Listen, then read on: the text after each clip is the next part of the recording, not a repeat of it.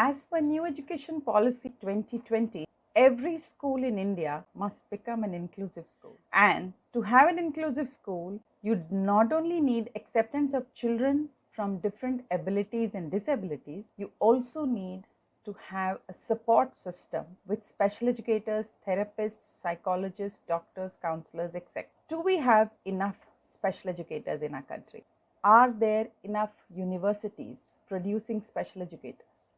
And those special educators who are passing out from different universities, they all specialize in one of the disabilities, which means there are 21 disabilities, children with 21 disabilities who are going to be enrolled in regular schools.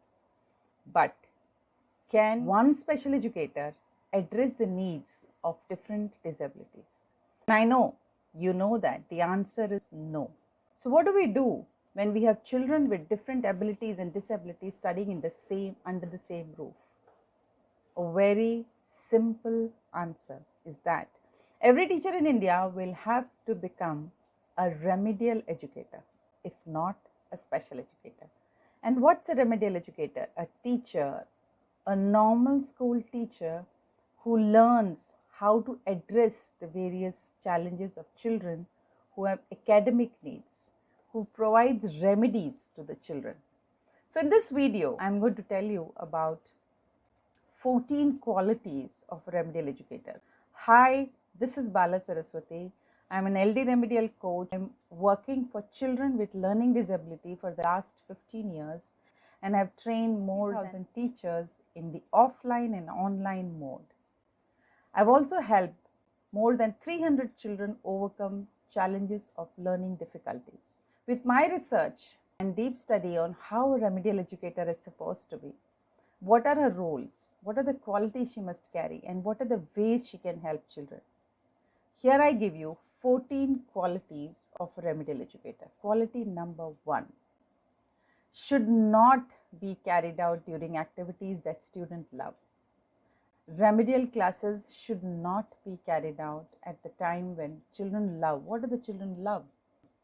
Sports, games, art, music, dance, library. These activities should be allowed for the child. So when do we do the remedial classes? Honestly, it should be done when the child is attending a maths class or an English class, which means if the child is of class 7 and is unable to cope up a grade 2 level of maths, why attend the class of class 7? Why not move into a remedial room or a special room where the teacher can address the needs of that child? Number 2, it takes place. That means the remedial sessions happens only once a day or maximum 3 times in a week. Number 3, as a remedial educator, never embarrass the student. Acknowledge and appreciate him instead. Number 4, have the time and take the time to prepare for your remedial classes. Remedial is not about just repeating what the teacher in the morning sessions did. It's not about completing the syllabus. It's about bridging the gap of the child. Number 5, students must be rested and cooperative.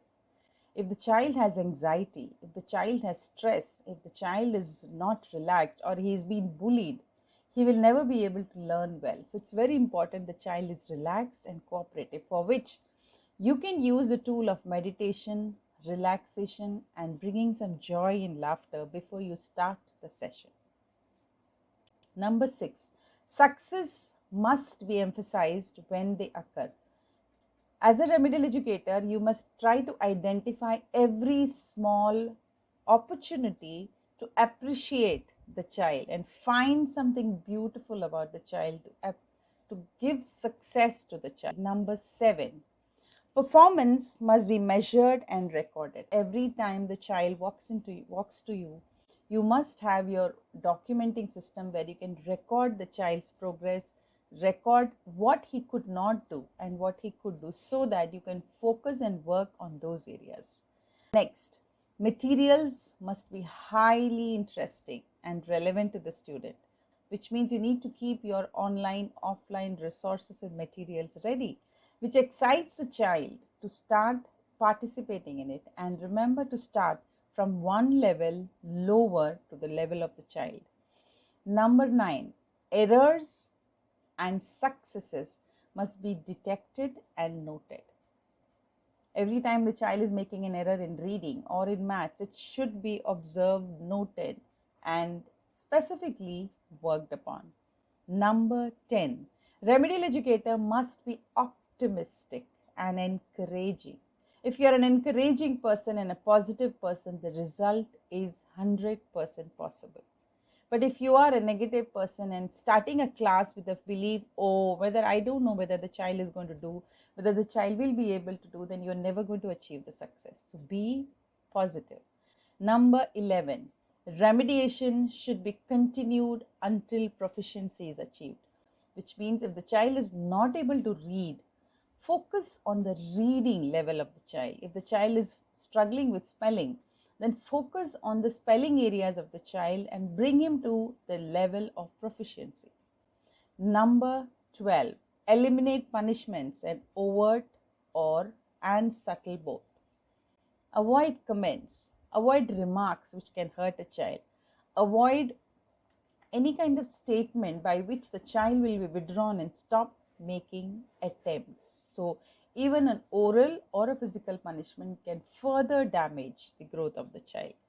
If you're somebody who loves children, if you're somebody who passionately wants to help children, I have a program I have an online platform through which I coach and train teachers how to become an excellent, successful remedial educator who can deliver smart and faster results in helping children. And yes, if you're a parent who's watching this video and you think you want to do it yourself, you can click the links given below where you can join my webinar and learn how to become a remedial educator. Also, watch my videos on YouTube, on Facebook, and other areas where I've given lots of tips and strategies on how you can help your child who's struggling in academics. Let me now come to number 13. Errors must be looked upon as a learning opportunity. I learned so many tips to help these children, so many strategies, and that was only possible because every time I made an attempt, the child failed. And each time the child failed, I thought, why is he not able to progress to the next level? That made me work towards finding out more solutions. And that's exactly, I've created hundreds and hundreds of solutions to help these children and look at their challenges from a very, very unique angle to help them perform better. And the most important, last one, drop the plan or redesign if there's no positive movement after a fair trial. If you have tried enough number of times and it's still not working, I think your plan is wrong, not the child. So change the plan, change the design, learn how to replan an entire remedial session. Understand what strategies should be used to keep the child motivating. Redesign the format of your plan. Make a very customized plan per child, and I'm sure the result will be guaranteed. So these are the 14 qualities or 14 ways how you can become a super successful remedial educator. And if you think you're somebody who wants to learn more, who wants to know how do you plan an IEP, who wants to know how various simple techniques to help these children read or write and maths, then you can click the link below.